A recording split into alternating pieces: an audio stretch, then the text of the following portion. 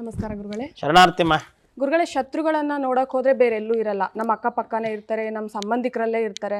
ನಮಗೇನು ಗೊತ್ತಿರಲ್ಲ, ನಮ್ಗೆ ಏಳ್ಗೆ ಆಗ್ಬಾರ್ದು ಅಂತ, ನಾವು ಮುಂದುವರಿಬಾರ್ದು ಅನ್ನೋ ಕಾರಣಕ್ಕೆ ಎಷ್ಟೋ ದಿನಗಳಿಂದ ಆರೋಗ್ಯ ಸಮಸ್ಯೆ ಅಂತ ಬರ್ತಿರತ್ತೆ, ಆಸ್ತಿ ಅಡಚಣೆಗಳು ಬರ್ತಿರುತ್ತೆ, ಎಷ್ಟೋ ಸಮಸ್ಯೆಗಳನ್ನ ನಮ್ಗೆ ಗೊತ್ತಿಲ್ಲದೇನೆ ನಾವು ಅನುಭವಿಸ್ತಾ ಇರ್ತೀವಿ. ಬಟ್ ಇದು ಹಿಂದೆ ಮಾಡಿರೋ ಆ ಮಾಟ ಮಂತ್ರ ಎಲ್ಲಾನು ಇವಾಗ ಹೇಗೆ ತಿಳ್ಕೊಳ್ಳೋದು, ನಮಗೆ ಹೇಗೆ ಗೊತ್ತಾಗುತ್ತೆ ಆ ವಿಚಾರಗಳು? ಒಳ್ಳೆ ಪ್ರಶ್ನೆ. ಎಲ್ಲ ನನ್ನ ಕಾಳಿಪೀಠದ ವೀಕ್ಷಕರಿಗೆ ಶರಣಾರ್ಥಿ. ಶವಾರೂಢಂ ಮಹಾಭೀಮಂ ಘೋರದಂತ್ರಷ್ಟಃ ಸನ್ಮುಖೀಂ ಚತುರ್ಭುಜಾಂ ಖಡ್ಗಮುಂಡವರಭಯಂಕರಾಂ ಶಿವಾಂ ಮುಂಢಾಮಾಲಾಧಾರಂ ದೇವಿಂ ಲಲಿಷ್ಯಾಂ ದಿಗಂಬರಾಂ ಏವಂ ಸಂಚೇತಯೇತ್ ಕಾಳಿಂ ಸ್ಮರಾಶನಲವಾಸಿನಿಂ.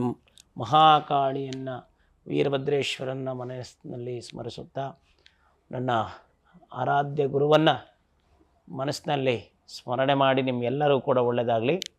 ಮತ್ತೊಂದು ಒಳ್ಳೆ ಪ್ರಶ್ನೆ ಮಾಡಿದಿರಿ. ಶತ್ರುಗಳು ಬೇರೆ ಎಲ್ಲೂ ಇರಲ್ಲ. ಶತ್ರುಗಳು ಯಾರಾಗಿರ್ತಾರಪ್ಪ ಅಂತಂದರೆ, ಯಾರನ್ನ ಕೆಳಗಡಿಕೆ ಬಿದ್ದಿದ್ದಾರೆ ಅವ್ರಿಗೆ ನೀವು ಊಟ ಕೊಟ್ಟಿರ್ತೀರಲ್ಲ, ಅವ್ರಿಗೆ ಸಹಾಯ ಮಾಡಿರ್ತೀರಲ್ಲ, ತುಂಬ ದುಡ್ದು ನಮ್ಮ ಅಣ್ಣತಮ್ಮತಾನ ಚೆನ್ನಾಗಿರಲಿ, ನಮ್ಮ ಬಂಧು ಬಳಗ ಚೆನ್ನಾಗಿರಲಿ ಅಂತ ಹೇಳಿ ತುಂಬ ಚೆನ್ನಾಗಿ ನೋಡ್ಕೊಂಡಿರ್ತೀರಲ್ಲ, ಅವರೇ ನಿಮಗೆ ಶತ್ರುಗಳಾಗಿರ್ತಾರೆ. ಬೇರೆ ನಾವೆಲ್ಲೂ ಹುಡ್ಕೋದು ಬೇಡ. ಇತ್ತೀಚಿನ ದಿನಗಳಲ್ಲಿ ನಾನು ಗಮನಿಸಿದ ಹಾಗೆ, ಇಲ್ಲಿ ಅಮ್ಮನವ್ರ ಹತ್ರ ಶಾಸ್ತ್ರಕ್ಕೆ ಬಂದ ಹಾಗೆ ಗಮನಿಸಿದ ಹಾಗೆ, ಇಲ್ಲಿ ನಾವು ಅನೇಕ ಸಮಸ್ಯೆಗಳನ್ನು ಸರಿ ಮಾಡಿರ್ತೀವಲ್ಲ, ಆ ಅನೇಕ ಸಮಸ್ಯೆಗಳನ್ನು ಸರಿ ಮಾಡಿದಾಗ ನಾವು ಅಮ್ಮನವರು ಉದಾಹರಣೆ ಕೊಟ್ಟಾಗ ಅವ್ರ ಬಂಧು ಬಳಗವೇ ಸಮಸ್ಯೆಗಳನ್ನು ಮಾಡಿರ್ತಕ್ಕಂಥದ್ದು, ಅಣ್ಣತಮ್ಮತಾನೇ ಸಮಸ್ಯೆಗಳನ್ನು ಮಾಡಿರ್ತಕ್ಕಂಥದ್ದು ಎದ್ದು ಕಾಣತಕ್ಕಂಥದ್ದು.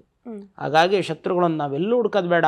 ನಮ್ಮ ಅಣ್ಣತಮ್ಮತಾನವೇ ಶತ್ರುಗಳಾಗಿರುತ್ತೆ, ನಮ್ಮ ಸಂಬಂಧಿಕರೇ ಶತ್ರುಗಳಾಗಿರುತ್ತೆ, ನಮ್ಮ ಬಂಧು ಬಳಗವೇ ಕೂಡ ಶತ್ರುಗಳಾಗಿ ಮಾರ್ಪಟ್ಟಿರ್ತಕ್ಕಂಥದ್ದು ನಾವು ಕಾಣ್ಬೋದು. ಯಾಕಪ್ಪ ಅಂತಂದರೆ, ಇದನ್ನು ಹೇಗೆ ತಿಳ್ಕೋಬಹುದು ಅನ್ನುವಂಥ ವಿಚಾರವನ್ನು ನೀವು ಗಮನಿಸಿದಾಗ ನೋಡಿ, ಮನುಷ್ಯ ಒಂದು ಹೋಟೆಲ್ ಉದ್ಯಮೆಯನ್ನು ಮಾಡಿರ್ತಾನೆ, ತುಂಬ ಚೆನ್ನಾಗಿ ನಡೀತಿರುತ್ತೆ. ಒಂದು ಫ್ಯಾಕ್ಟ್ರಿ ಮಾಡಿರ್ತಾನೆ, ತುಂಬ ಚೆನ್ನಾಗಿ ನಡೀತಿರುತ್ತೆ. ಏನೇ ಒಂದು ಅಂಗಡಿ ಮುಂಗಟ್ಟು ಮಾಡಿರ್ತಾನೆ, ಅದು ಕೂಡ ಚೆನ್ನಾಗಿ ನಡೀತಿರುತ್ತೆ. ಮತ್ತು ಶಾಲಾ ಕಾಲೇಜುಗಳನ್ನು ಮಾಡಿರ್ತಾನೆ, ಅದು ಕೂಡ ಚೆನ್ನಾಗಿ ನಡೀರುತ್ತೆ. ತನ್ನ ಕುಟುಂಬ ತುಂಬ ಚೆನ್ನಾಗಿ ನಡೀತಿರುತ್ತೆ. ಒಂದು ಬಿಸ್ನೆಸ್ ಮಾಡಿರ್ತಾನೆ, ಆ ಬಿಸ್ನೆಸ್ಸು ಕೂಡ ಚೆನ್ನಾಗಿ ನಡೀತಾ ಹೋಗ್ತಾ ಇರುತ್ತೆ. ಇದಕ್ಕಿದ್ದಂಗೆ ಆ ಬಿಸ್ನೆಸ್ಸು ಇಳಿಮುಖವಾಗ್ತಾ ಬಂದ್ಬಿಡುತ್ತೆ. ಮತ್ತು ಆ ಹೋಟೆಲ್ ಉದ್ಯಮ ಇಳಿಮುಖ ಆಗ್ತಾ ಬಂದ್ಬಿಡುತ್ತೆ, ಫ್ಯಾಕ್ಟ್ರಿ ಇಳಿಮುಖ ಆಗ್ತಾ ಬಂದ್ಬಿಡುತ್ತೆ. ಆಮೇಲೆ ಎಷ್ಟು ದುಡಿದ್ರು ಸಿಕ್ಕಾಪಟ್ಟೆ ಆದಾಯ ಇರುತ್ತೆ. ಆದಾಯ ಇದ್ದರೆ ಆ ಆದಾಯ ಇದಕ್ಕಿದ್ದಂಗೆ ಇಳಿಮುಖವಾಗ್ತಾ ಬಂದ್ಬಿಡುತ್ತೆ. ಕುಟುಂಬದಲ್ಲಿ ಇದಕ್ಕಿದ್ದಂಗೆ ಕಿರಿಕಿರಿಗಳು ಶುರುವಾಗ್ಬಿಡುತ್ತೆ. ಮತ್ತು ಆರೋಗ್ಯದಲ್ಲಿ ವ್ಯತ್ಯಾಸಗಳು ಕಂಡುಬಿಡುತ್ತೆ. ಆರೋಗ್ಯ ಎಂಥ ವ್ಯತ್ಯಾಸ ಅಂದರೆ, ಹಾಸ್ಪಿಟ್ಲಿಗೆ ಹೋದರೆ ಹುಷಾರಾಗಿಲ್ಲ, ಮನೆ ಒಳಗೆ ಬಂದರೆ ಮಾತ್ರ ಸಮಸ್ಯೆಗಳು ಶುರುವಾಗುತ್ತೆ, ತಪ್ಪ ಆಗಿಲ್ಲ. ಈ ರೀತಿಯಾದಂಥ ಸಮಸ್ಯೆಗಳು ಶುರುವಾಗ್ಬಿಡುತ್ತೆ. ಈ ರೀತಿಯಾದಂಥ ಶುರುವಾದಂಥ ಸಂದರ್ಭದಲ್ಲಿ ಚೆನ್ನ ಬೆಳವಣಿಗೆ ಆದಂಥನು, ಚೆನ್ನಾಗಿ ಉದ್ಯೋಗವನ್ನು ಮಾಡ್ತಕ್ಕಂಥನು, ಹಣಕಾಸಿನಿಂದ ತುಂಬಿ ತುಳುಕ್ನಾಡ್ತಿರುತ್ತೆ, 10 ಜನಕ್ಕೆ ಅವನು ಸಹಾಯ ಮಾಡ್ತಿರ್ತಾನೆ, 10 ಜನಕ್ಕೆ ಅವನು ಅನ್ನ ಹಾಕ್ತಿರ್ತಾನೆ, 10 ಜನ ಅವನು ನಂಬಿಕೊಂಡು ಕುಟುಂಬ ನಡೀತಿರುತ್ತೆ. ಅಂಥ ಸಂದರ್ಭದಲ್ಲಿ ಇದಕ್ಕಿದ್ದಂಗೆ ಅವನು ಇಳಿಮುಖ ಆಗ್ತಾ ಬಂದ ಅಂತಂದರೆ ನಾವಲ್ಲಿ ತಿಳ್ಕೋಬೇಕು, ನಮಗೆ ಯಾವುದೋ ಕಾಣದ ಕೈ ಕೆಲಸ ಮಾಡಿದೆ, ನಮಗೆ ಯಾರೋ ಕೆಡುಕು ಮಾಡಿ ನಮ್ಮನ್ನು ಆಟ ಆಡಿಸ್ತಾ ಇದ್ದಾರೆ, ನಮಗೇನೋ ತೊಂದರೆ ತಾಪತ್ರೆಗಳನ್ನು ಮಾಡಿದ್ದಾರೆ ಅಂತ ಪಕ್ಕ ನಾವು ತಿಳ್ಕೋಬೇಕು. ತಿಳ್ಕೊಂಡು ಕ್ಷೇತ್ರಗಳಿಗೆ, ಒಳ್ಳೊಳ್ಳೆ ಕ್ಷೇತ್ರಗಳಿದ್ದಾವೆ ಇವತ್ತು ಕೂಡ. ಸಾಧನೆ ಮಾಡಿದಂತಹ ಸಾಧುಗಳಿದ್ದಾರೆ, ಸಾಧನೆ ಮಾಡಿದಂಥ ಪಂಡಿತರುಗಳಿದ್ದಾರೆ, ಸಾಧನೆ ಮಾಡಿದಂಥ ಗುರುಗಳಿದ್ದಾರೆ. ಅವರನ್ನು ಭೇಟಿ ಮಾಡಬೇಕು. ಅವರನ್ನು ಭೇಟಿ ಮಾಡಿದಾಗ ಅವರಲ್ಲಿ ಉತ್ತರಗಳು ಸಿಗುತ್ತೆ. ಯಾಕೆಂದರೆ ನನ್ನ ಸನಾತನ ಪರಂಪರೆಗೆ, ನನ್ನ ಹಿಂದೂ ಧರ್ಮಕ್ಕೆ, ನನ್ನ ಸನಾತನ ಪರಂಪರೆಗೆ ಅಷ್ಟು ತಾಕತ್ತಿದೆ ಕಂದ. ತಾಕತ್ತಂತಂದರೆ ಜ್ಯೋತಿರ್ಜ್ಞಾನವನ್ನು ಜಗತ್ತಿಗೆ ಕೊಟ್ಟಂಥದ್ದು ನನ್ನ ಧರ್ಮ, ಜ್ಯೋತಿರ್ಜ್ಞಾನವನ್ನು ಜಗತ್ತಿಗೆ ನೀಡಿದಂಥದ್ದು ನನ್ನ ಸನಾತನ ಪರಂಪರೆ. ಆ ಸನಾತನ ಪರಂಪರೆ ಒಳಗೆ ಇದಕ್ಕೆ ಬಂದಿದ್ದಾನೆ ಇಂಥ ಸಮಸ್ಯೆ, ಈ ಸಮಸ್ಯೆಗೆ ಇಂಥದ್ದೇ ಉತ್ತರ ಅನ್ನುವಂಥದ್ದು ಎಲ್ಲದೂ ಕೂಡ ಸತ್ಯವೇ. ಆದರೆ ಆ ಸತ್ಯವನ್ನು ಹೇಳುವಂಥವ್ರು ನಾವಿದ್ದೀವಲ್ಲ, ಆ ಸತ್ಯವನ್ನು ಹೇಳುವಂಥದ್ದನ್ನು ತೀರ್ಚೋವಂಥದ್ದು. ಯಾಕೆ ತೀರ್ಚೋವಂಥದ್ದು? ಈ ಕೆಲಸವನ್ನು ನಾವು ಮಾಡ್ಕೊಂಬಂದು ಜನರನ್ನು ದಾರಿ ತಪ್ಪಿಸ್ತಕ್ಕಂಥ ಕೆಲಸವನ್ನು ನಾವು ಮಾಡ್ಕೊಂಡು ಯಾಕೆ ಬರ್ತಾ ಇದ್ದಾರೆ ಅಂತಂದರೆ, ಹಣಕ್ಕಾಗಿ, ದುಡ್ಡಿಗಾಗಿ 50,000 ಕೊಡು, 30,000 ಕೊಡು, 1,00,000 ಕೊಡು, ನಿನ್ನ ಸಮಸ್ಯೆ ಸರಿ ಮಾಡಿಬಿಡ್ತೀನಿ, ಯಾವ ನಿಮ್ಮ ವೀಕ್ನೆಸ್ಸನ್ನು ಇಟ್ಕೊಂಡು ನಿಮ್ಮನ್ನೇ ಕೀಳುವಂತಹ, ನಿಮ್ಮನ್ನೇ ಹಣದೋಚುವಂಥ ಕೆಲಸವನ್ನು ಮಾಡ್ತಕ್ಕಂಥ ಅವರು ಅತಿಯಾಗೋಗ್ಬಿಟ್ಟವ್ರೆ. ಅತಿಯಾಗಿರೋದ್ರಿಂದ ಏನಾಗ್ತಿದೆ, ನನ್ನ ಪರಂಪರೆಗೆ ಬೆಲೆ ಇಲ್ದಂಗಾಗಿದೆ, ನನ್ನ ಹಿಂದೂ ಪರಂಪರೆಗೆ ಬೆಲೆ ಇಲ್ದಂಗಾಗಿದೆ, ಸರಿಯಾದಂಥ ಸಾಧಕರಿಗೆ ಬೆಲೆ ಇಲ್ದಂಗಾಗಿದೆ, ವಿದ್ಯಾವಂತರಿಗೆ ಬೆಲೆ ಇಲ್ದಂಗಾಗಿದೆ, ಗುರು ಹಿರಿಯರಿಗೆ ಬೆಲೆ ಇಲ್ದಂಗಾಗಿದೆ, ಮತ್ತು ದೇವ್ರ ಮೇಲೆ ನಂಬಿಕೆನೂ ಕೂಡ ಹೊರಟೋಗ್ಬಿಟ್ಟಿದೆ. ಯಾಕೆ ಅಂತಂದರೆ ಎಲ್ಲರೂ ಕಿತ್ಕೊಂಡು ತಿನ್ನೋರೇ ಆದರೆ ಕಾಪಾಡೋರು ಕಮ್ಮಿ ಆಗೋಗಿದ್ದಾರೆ. ಏನಿಲ್ಲ, ಒಂದು ಮನೆ ಹಾಳು ಮಾಡಬೇಕು, ಒಬ್ಬನ ಬಿಸ್ನೆಸ್ ಕೆಡಿಸ್ಬೇಕು, ಇನ್ನೊಬ್ಬನ ಕುಟುಂಬ ಹಾಳು ಮಾಡಬೇಕು, ಇದಕ್ಕಿದ್ದಂಗೆ ಅವನ್ನ ರೋಗಿಷ್ಠನನ್ನಾಗಿ ಮಾಡಬೇಕು, ಗಾಯ ಗಬಟೆಗಳಿಂದ ಅವನು ನರಳಬೇಕು, ಸಮಾಜದಲ್ಲಿ ಅವನಿಗೆ ಅವಮಾನ ಆಗಬೇಕು, ಅವಹೇಳನ ಆಗಬೇಕು ಅನ್ನೋದಾದರೆ ಮಾಡುವಂಥ ಕೆಲಸ ಇಷ್ಟೇ, ಕೃತ್ರಿಮ ವಿದ್ಯೆಗಳು, ಕೆಡುಕು ಮಾಡಿ ಕೈ ಬಿಟ್ಬಿಡೋದು. ಏನು ಒಂದು 50,000 ಖರ್ಚು ಮಾಡಿರಾಯ್ತು, ಒಂದು 20,000 ಖರ್ಚು ಮಾಡಿರಾಯ್ತು, ಅವನ ಮನೆ ಹಾಳು ಮಾಡಿಬಿಡೋದು. ಈ ವಿದ್ಯೆಗಳನ್ನು ಸರಿಯಾದ ರೀತಿ ಬಳಸ್ಕೊಂಡಲೇ ಇರೋದ್ರಿಂದ, ಸರಿಯಾಗಿ ಈ ವಿದ್ಯೆಗಳನ್ನು ಬಳಸ್ಕೊಂಡಿರೋದ್ರಿಂದ ಜನರಿಗೆ ಆ ರೀತಿಯಾದಂಥ ಸಮಸ್ಯೆಗಳು ಕಾಡಕತ್ತಿದ್ದಾವೆ. ಸನಾತನ ಪರಂಪರೆ ಒಳಗೆ ಆ ತಾಕತ್ತೈತೆ. ಆ ತಾಕತ್ತನ್ನು ಬಳಸಿ ಆದಷ್ಟು ಎಷ್ಟು ಸಾಧ್ಯನೋ ಅಷ್ಟು ಒಳ್ಳೆಯದನ್ನು ಮಾಡುವಂಥ ಒಂದು ಕಾರ್ಯವನ್ನು ಮಾಡ್ಕೊಂಬರಬೇಕು. ಗುರುವಾದಂಥವನು ಈ ಸಮಾಜವನ್ನು ತಿದ್ದಿ ಬುದ್ಧಿ ಹೇಳುವಂಥದ್ದು, ಸಮಸ್ಯೆಗಳಲ್ಲಿ ಇರತಕ್ಕಂಥವ್ರಿಗೆ ದುಡ್ಡಿನ ಮುಖನೇ ನೋಡಬಾರ್ದು. ಆ ದುಡ್ಡಿನ ಮುಖನೋ ಒಂದು ಕಡೆ ಸೈಡ್ಗಿಟ್ಟು ಆ ಸಮಸ್ಯೆ ಅಂತ ಬಂದ, ಆ ಸಮಸ್ಯೆಯನ್ನು ಆದಷ್ಟು ಪರಿಹಾರ ಮಾಡಿ ಅವನಿಗೊಂದು ಒಳ್ಳೆ ರೀತಿ ನಡೆನುಡಿಗಳನ್ನು ನೀಡಿ ಕಳಿಸುವಂತಹ ಒಂದು ಕೆಲಸವನ್ನು ಗುರು ಮಾಡಬೇಕು. ಆವಾಗ ಮಾತ್ರ ಈ ಮಾಟ ಮಂತ್ರಗಳಿಗೆ ಸ್ಟಾಪನ್ ಮಾಡ್ತಕ್ಕಂಥದ್ದು. ಆರೋಗ್ಯದ ಸಮಸ್ಯೆಗಳಿಂದ ನರಳ್ತಾ ಇರ್ತಾರೆ, ಆರೋಗ್ಯದ ಸಮಸ್ಯೆಯನ್ನು ಅವನ್ನ ಬಳತಾರನ್ನು ಮೇಗಡಿಕೆ ಬೆರೆಸಿ ದೈವದ ಮೇಲೆ ನಂಬಿಕೆ ಬರೋ ಹಾಗೆ ಮಾಡುವಂಥ ಕೆಲಸ ಗುರುವುದಾಗಿರುತ್ತೆ. ಆ ಗುರು ಆ ಕೆಲಸವನ್ನು ಮಾಡಬೇಕು. ನೋಡಿ, ಮಾಟ ಕೂಟಲುಗಳನ್ನು ಮಾಡಿಸಿ ನಿಮ್ಮನ್ನು ಮನೆ ಹಾಳು ಮಾಡುವಂಥವ್ರು ಯಾರೂ ಆಗಿರಲ್ಲ. ನೀವು ಸಹಾಯ ಮಾಡಿರ್ತೀರಲ್ಲ, ನೀವು ಊಟ ತಿಂಡಿ ಕೊಟ್ಟವನ್ನ ಕಾಪಾಡಿರ್ತೀರಲ್ಲ, ಕೆಳಗಡೆಗೆ ಬಿದ್ದೋಗ್ಬಿಟ್ಟಿರ್ತಾರೆ ಆ ಕುಟುಂಬವನ್ನು ಕಾಪಾಡಿರ್ತೀರಿ. ಇನ್ನೇನೋ ಒಂದು ಉದ್ಯೋಗ ಕೊಟ್ಟಿರ್ತೀರಿ, ಜೀವನ ಮಾಡ್ಕೊಳಪ್ಪ ಅಂತ. ನಮ್ಮ ಅಣ್ಣತಮ್ಮತನಕ್ಕೆ ವಿಪರೀತವಾಗಿ ನಾವು ದುಡ್ದಿರ್ತೀವಿ. ಲಾಸ್ಟಿಗೆ ಏನೂ ಮಾಡ್ದಲ್ಲ ಎಲ್ಲೋ ತಿರಿಕ್ಯಂಗೆ ಕೂತಿರ್ತಾನೆ. ಆ ತಿರಿಕ್ಯಂಗೆ ಕೂತಿರೋನು ಭಾಗಕ್ಕೆ ಬರ್ತಾನೆ, ಕೊಡಿ ಅವನಿಗೂ ಭಾಗ. ಆದರೆ ಅವಂದೇ ಮೇಲಾಗಿರುತ್ತೆ. ಇವನು ದುಡ್ದನು, ಇವನು ಕಷ್ಟಪಟ್ಟವನು, ಇವಂದು ಮೇಲಾಗಿರಲ್ಲ. ಆಗ ನೊಂದ್ಕಂಡು ಆ ಮನುಷ್ಯ ಈಚೆ ಕಡೆಗೆ ಬಂದ್ಬಿಡ್ತಾನೆ. ಆ ನೊಂದ್ಕೊಂಬಂದಿರ್ತಾನೆ.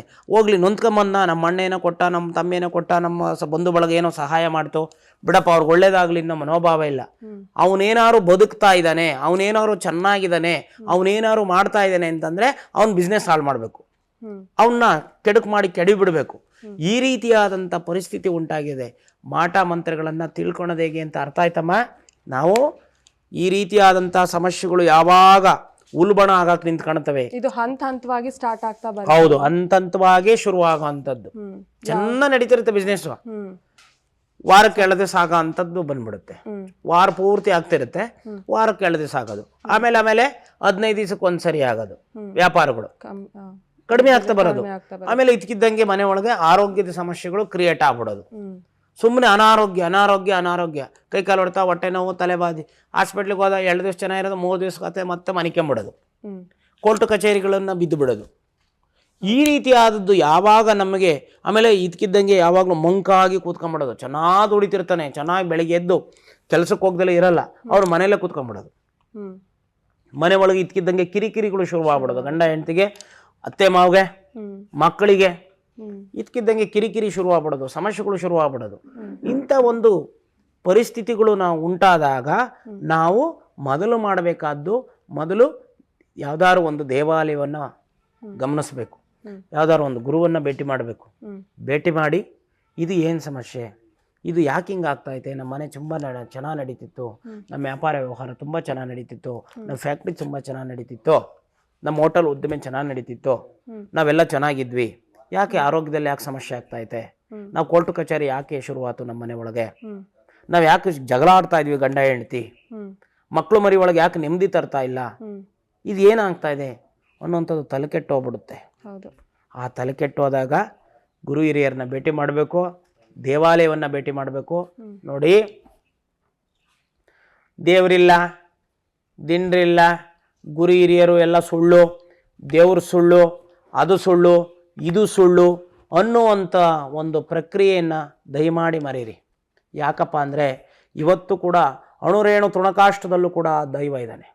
ಹೌದು ನೋಡಿ, ಈಗ ಉದಾಹರಣೆ, ಭೀಕರವಾದಂಥ ಕಾಯಿಲೆ ಕಸಾಲೆಗಳನ್ನು ಇಟ್ಕೊಂಡು ನಮ್ಮ ಕ್ಷೇತ್ರಕ್ಕೆ ಬರ್ತಾರೆ, ಭೀಕರವಾದಂಥ ಸಮಸ್ಯೆಗಳನ್ನು ಇಟ್ಕೊಂಡು ಬರ್ತಾರೆ. ಹಾಸ್ಪಿಟ್ಲು ಅಲ್ಲಿ ಏನೇ ತೋರಿಸಿರುವ ಏನೇ ಮಾಡಿರುವ ಹುಷಾರಾಗದಿಲ್ದಂಥವ್ರು ಬರ್ತಾರೆ. ಯಾಕೆ ಗೊತ್ತಾ, ಫೈನಲ್ ಸ್ಟೇಜ್ನಲ್ಲಿ ಬರ್ತಾರೆ. ಫೈನಲ್ ಸ್ಟೇಜ್ನೇ ಬಂದಾಗ ಅವರನ್ನು ಆ ತಾಯಿ ಒಂದು ಪ್ರಶ್ನೆ ಮುಖಾಂತರ ಹೇಳ್ತಾಳೆ, ನೋಡಪ್ಪ ನಿನಗೆ ಇಂಥದ್ದೊಂದು ಸಮಸ್ಯೆ ಆಗಿದೆ, ನೀನು ದುಡ್ಡೇ ತರಬೇಡಪ್ಪ, ನೀನು ದುಡ್ಡು ಬೇಡ, ಫಸ್ಟ್ ನೀನು ಬದುಕು. ಅಮ್ಮನವರೇ ನಿಂತು ತಡೆ ನಿವಾರಣೆ ಮಾಡ್ತಾರೆ. ಅಮ್ಮನವರೇ ನಿಂತು ಅವನ ಸಮಸ್ಯೆಗಳು ಏನು ಅಂತ ಹೇಳಿ ನಿವಾರಣೆ ಮಾಡಿಕೊಡ್ತಾರೆ. ಪಟ್ ಅಂತ ಅವ್ನು ಮುಂದಿನ ವಾರಕ್ಕಲ್ಲೇ ಸರಿಯಾಗಿ ಹೋಗಿರ್ತಾನೆ, ಅವನ ಕುಟುಂಬ ಸರಿಯಾಗಿ ಹೋಗ್ಬಿಟ್ಟಿರುತ್ತೆ, ಅವನ ಆರೋಗ್ಯದ ಸಮಸ್ಯೆಗಳು ಸರಿಯಾಗಿ ಹೋಗಿರುತ್ತೆ. ಆಗ ಯಾರು ದೈವವನ್ನು ನಂಬ್ತಿರಲ್ಲ, ಯಾರು ನಮ್ಮ ಪರಂಪರೆ ಒಳಗೆ ನಂಬಿಕೆ ಇಟ್ಟಿರಲ್ಲ, ಅವರಿಗೆ ಪರಂಪರೆ ಒಳಗೆ ನಂಬಿಕೆ ಶುರುವಾಗುತ್ತೆ. ಆ ನಂಬಿಕೆಯನ್ನು ಶುರು ಮಾಡಿಸುವಂಥದ್ದು ಕೂಡ ಕರ್ತವ್ಯ ಗುರುವಿನೊಳಗೂ ಕೂಡ ಇರಬೇಕು. ಏನೋ ನಮ್ಮನ್ನು ನಂಬಿ ಬಂದ, ನಮ್ಮ ಕ್ಷೇತ್ರಕ್ಕೆ ನಂಬಿ ಬಂದ ಅಂತಂದರೆ ಅವನ್ನ ಏನಂತ ಕರಿತೀವಿ, ಮುಂಡಾ ಮೋಚಿ ಕಳಿಸೋವಂಥದ್ದು ಬೆಳೆದು ಅವನ್ನ ಹಾಳು ಮಾಡಿ ಕಳಿಸೋ. ಆಲ್ರೆಡಿ ಅವ್ನು ಹಾಳಾಗೋಗಿರ್ತಾನೆ, ಆಲ್ರೆಡಿ ಅವ್ನು ಕೆಳಗಡೆ ಬಿದ್ದೋಗಿರುತ್ತೆ, ಆಲ್ರೆಡಿ ಅವ್ನ ಕುಟುಂಬ ಕೆಳಗಡೆ ಬಿದ್ದಿರುತ್ತೆ, ಅಳ್ತಾ ಬರ್ತಾನೆ. ಯಾರನ್ನ ನಂಬಿ ಬರ್ತಾನೆ? ಆ ತಾಯಿಯನ್ನು ನಂಬಿ ಬರ್ತಾನೆ. ಇಲ್ಲೇನೋ ನಾವು ಮಾಧ್ಯಮದಲ್ಲಿ ನೋಡಿದೀವಿ, ಇಲ್ಲೇನೋ ನಮ್ಗೆ ಒಳ್ಳೇದಾಗ್ಬೋದು ಅಂತ ಹೇಳಿ ನಂಬಿ ಬರ್ತಾರೆ. ಆ ನಂಬಿ ಬಂದಂಥವ್ರ ನಂಬಿಕೆಯನ್ನ ದೃಢಪಡಿಸಿ ಅವನಿಗೇನಾದ್ರು ಒಂದು ಒಳ್ಳೆ ಮಾರ್ಗವನ್ನ ಸೂಚಿಸಿ ಅವನಿಗೆ ಆ ತಾಯಿಯನ್ನು ಬಳಸ್ಕೊಂಡು ಮಾಂತ್ರಿಕವಾಗಿರ್ಬೋದು, ತಾಂತ್ರಿಕ ಪ್ರಯೋಗಗಳಾಗಿರ್ಬೋದು, ಪೀಡೆ ಪಿಶಾಚಿಗಳ ಕಾಟಗಳಿರ್ಬೋದು, ಇಂಥ ಸಮಸ್ಯೆಗಳನ್ನು ಬಗೆಹರಿಸಿ ಕಳೆದಾಗ ಹೌದಪ್ಪ, ನನ್ನ ಪರಂಪರೆಯಲ್ಲಿ ದೈವಕ್ಕೆ ಮಹಾಬಲ ಇದೆ, ದೈವ ಇವತ್ತು ಕೂಡ ಸತ್ಯವಾಗಿದೆ, ಗುರು ಹಿರಿಯರು ಇವತ್ತು ಕೂಡ ಸಾತ್ವಿಕರಿದ್ದಾರೆ ಅನ್ನುವಂಥ ಮಹಾನ್ ನಂಬಿಕೆ ಬರುತ್ತೆ. ನೋಡಿ, ನನ್ನ ವೀಕ್ಷಕರಿಗೆ ಹೇಳುವಂಥದ್ದು ನಾನಿಷ್ಟೇ, ನಿಮ್ಮ ಹತ್ರ ದುಡ್ಡಿರಲಿ ಇಲ್ದಲೇ ಹೋಗಲಿ, ನೀವು ಈ ರೀತಿಯಾದಂಥ ಸಮಸ್ಯೆಗಳಿಂದ ನರಳ್ತಾ ಇದ್ದೀರಾ, ಬನ್ನಿಲ್ಲಿ ಕ್ಷೇತ್ರಕ್ಕೆ ಬನ್ನಿಲ್ಲಿ. ಕ್ಷೇತ್ರಕ್ಕೆ ಬಂದು ಅಮ್ಮನವ್ರನ್ನ ಕುರಿತು ಪ್ರಶ್ನೆಗಳನ್ನು ಮಾಡ್ಕೊಳ್ಳಿ. ಯಾಕೆ ಹಿಂಗಾಗ್ತಾ ಇದೆ ನಮ್ಮ ಮನೆ ಪರಿಸ್ಥಿತಿ, ಯಾಕೆ ನಮ್ಮ ವ್ಯಾಪಾರ ವ್ಯವಹಾರಗಳು ಕೆಡ್ತಾ ಇದ್ದಾವೆ, ನಮ್ಗೆ ಯಾಕೆ ಈ ರೀತಿಯಾದಂಥ ತೊಂದರೆ ತಾಪತ್ರೆಗಳು ಕ್ರಿಯೇಟ್ ಆಗಿದ್ದಾವೆ ಅನ್ನುವಂಥದ್ದನ್ನು ಅಮ್ಮನವರು ಪ್ರಶ್ನಾಮುಖಾಂತರವಾಗಿ ತಿಳಿ ಹೇಳ್ತಾರೆ. ಕೇಳ್ಕೊಳ್ಳಿ, ಸಮಸ್ಯೆಗಳನ್ನು ಆಕೆನೇ ನಿಂತು ಬಗೆಹರಿಸ್ಕೊಡ್ತಾಳೆ. ಬಗೆಹರಿಸ್ಕೊಳ್ಳಿ. ಬಗೆಹರಿದ ಆದಮೇಲೆ ನೀವೇನು ಬೇಕೋ ಅರ್ಕೆ ತೀರಿಸಿ, ನೀವೇನು ಬೇಕೋ ಆಡಂಬರ ಮಾಡಿ, ನೀವೇನು ಬೇಕೋ ಅಮ್ಮನವ್ರಿಗೆ ಅದ್ದೂರಿ ಮಾಡಿ. ನೀವೆಲ್ಲರೂ ಕೂಡ ಆಯುಷ್ ಆರೋಗ್ಯದಿಂದ ಇರಬೇಕಾ? ಮೊದಲು ದೈವವನ್ನು ನಂಬಿ. ನೀವೆಲ್ಲರೂ ಕೂಡ ಚೆನ್ನಾಗಿರ್ಬೇಕಾ? ಒಳ್ಳೆ ಸಾತ್ವಿಕರಿರ್ತಾರೆ, ಸಾತ್ವಿಕರನ್ನು ಹುಡುಕಿ ನಿಮ್ಮ ಮನೆ ಒಳಗೆ ದೀಪ ಹಚ್ಚುವಂಥ ಕೆಲಸವನ್ನು ಮಾಡಿ. ನಿಮ್ಮ ಮನೆ ದೇವರನ್ನ ನೆನೆಯಿರಿ. ನಿಮ್ಮ ಮನೆ ದೇವ್ರಿಗೆ ಒಂದು ಸರಿ ಹೋಗಿ ಹಣ್ಣುಕಾಯಿ ಮಾಡಿಸಿ ಬನ್ನಿ. ನಿಮ್ಮ ಗುರು ಹಿರಿಯರನ್ನ ಗೌರವದಿಂದ ಕಾಣಿ. ನಿಮ್ಮ ಹೆಂಡತಿ ಮಕ್ಕಳನ್ನು ಸಂತೋಷವಾಗಿ ಇಟ್ಕೊಳ್ಳುವಂಥ ಪ್ರಯತ್ನವನ್ನು ಮಾಡಿ. ವ್ಯಾಪಾರ ಆಗ್ತಾಯಿಲ್ಲ, ವ್ಯವಹಾರ ಆಗ್ತಾಯಿಲ್ಲ, ನಮ್ಮ ಮನೆ ಒಳಗೆ ಯಾಕೋ ಕಿರಿಕಿರಿ ಶುರುವಾಗಿದೆ, ನಮ್ಮ ಮನೆ ಒಳಗೆ ಯಾಕೋ ಜಗಳ ಗುದ್ದಾಟಗಳು ಶುರುವಾಗಿದ್ದಾವೆ. ಇಂಥ ಸಂದರ್ಭದಲ್ಲಿ ಏನು ಮಾಡಬೇಕು ಅಂತ ತಲೆಕೆಟ್ಟು ಆಯ್ತಾ? ಬನ್ನಿ ಇಲ್ಲಿ ಕ್ಷೇತ್ರಕ್ಕೆ ಬಂದು ಅಮ್ಮನವರನ್ನು ಒಂದು ಪ್ರಶ್ನೆ ಮಾಡ್ಕೊಳ್ಳಿ. ಸಾಧ್ಯವಾಗುತ್ತೆ, ಅವಳು ಹೇಳ್ಕೊಡ್ತಾಳೆ. ಯಾಕೆಂದರೆ ನಮ್ಮ ಪರಂಪರೆ ಒಳಗೆ ಆ ತಾಕತ್ತಿದೆ ಅಮ್ಮ. ಎಲ್ಲೂ ಆಗಲಿಲ್ಲ ಈ ಪ್ರಪಂಚದಲ್ಲಿ, ಎಲ್ಲೂ ನಮ್ಮನ್ನು ಕೈ ಹಿಡಿಯರಿಲ್ಲ ಅಂತಂದರೆ ಲಾಸ್ಟಿಗೆ ಕೈ ಹಿಡಿಯೋನೇ ಭಗವಂತ. ಹೌದು, ಆ ಲಾಸ್ಟಿಗೆ ಕೈ ಹಿಡಿತಾನಲ್ಲ ಭಗವಂತ, ಆವಾಗ ನಮ್ಮ ಪರಂಪರೆ ಮೇಲೆ ನಂಬಿಕೆ ಬರ್ತದೆ, ದೈವದ ಮೇಲೆ ನಂಬಿಕೆ ಬರುತ್ತೆ. ಯಾಕೆಂದರೆ ಇಂಥರು ಲಕ್ಷಾಂತರ ಮಂದಿ, ಲಕ್ಷಾಂತರ ಭಕ್ತರು ನಮ್ಮ ಕ್ಷೇತ್ರಕ್ಕಿದ್ದಾರೆ. ಎಲ್ಲ ಕಳ್ಕೊಂಡು ಬಂದು ಇಲ್ಲಿ ಉದ್ಧಾರ ಆಗಿರೋವಂಥವ್ರಿದ್ದಾರೆ. ಹಾಗಾಗಿ ನಿಮ್ಗೆ ಈ ರೀತಿ ಅದೇ ಸಮಸ್ಯೆಗಳಿದಾವ, ಬನ್ನಿ ಇಲ್ಲಿ ಅಮ್ಮನವ್ರನ್ನ ಪ್ರಶ್ನೆ ಮಾಡ್ಕೊಳ್ಳಿ. ಒಂದೇ ಒಂದು ತಡೆ ನಿವಾರಣೆ ಮೂಲಕವಾಗಿ ಸರ್ ಮಾಡಿಕೊಡ್ತಾಳೆ ಆಕೆ. ಆ ಅದ್ಭುತ ಪವಾಡವನ್ನು ನೋಡಿ. ಗುರುಗಳೇ, ಒಳ್ಳೆ ಮಾಹಿತಿನ ತಿಳಿಸ್ಕೊಟ್ಟಿದ್ದೀರಾ, ಧನ್ಯವಾದಗಳು. ಶರಣಾರ್ಥಿ ಅಮ್ಮ.